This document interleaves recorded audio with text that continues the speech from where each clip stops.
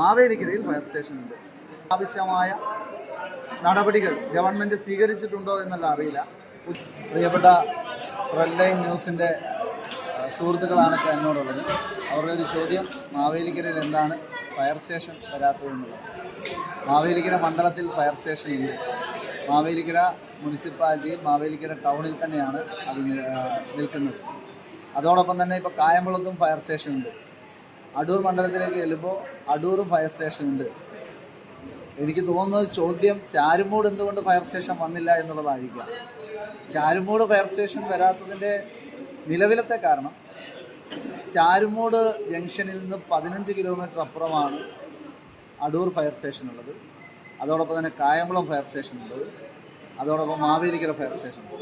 ചാരുമൂടിനെ നോക്കുമ്പോൾ ഇതിൻ്റെ ഏറ്റവും അടുത്ത് 3 ഫയർ സ്റ്റേഷനുകളുണ്ട്. നമ്മുടെ സംസ്ഥാനത്ത് 129 ഫയർ സ്റ്റേഷനാണ് ആകെ ഉള്ളതെന്നാണ് ഞാൻ മനസ്സിലാക്കുന്നത്. തെറ്റുണ്ടെങ്കിൽ തിരുത്താം.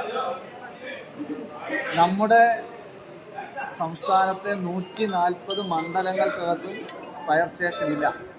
ഫയർ സ്റ്റേഷൻ അനുവദിക്കുന്നത് ജനസാന്ദ്രതയും അതേപോലെ താലൂക്കുമായി ബന്ധപ്പെട്ടുള്ള ഒരുപാട് നടപടിക്രമങ്ങളുണ്ട്. ഞാൻ അതെല്ലാം വിശദീകരിക്കാൻ ഇവിടെ നിൽക്കുന്നില്ല. മാവേലിക്കരയിൽ ഫയർ സ്റ്റേഷനുണ്ട്.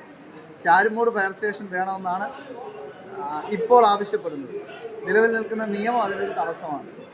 കായംകുളത്തിന് പുതിയൊരു ഫയർ സ്റ്റേഷൻ കൂടി വരുന്നു എന്നുള്ളതാണ് പറയുന്നത്. എനിക്കതിനെക്കുറിച്ച് കൃത്യമായി അറിയില്ല. മന്ത്രിയാണത് പറഞ്ഞിട്ടുള്ളത്. അതിൻ്റെ കാര്യം വ്യക്തമാക്കേണ്ടത് മന്ത്രിയാണ്.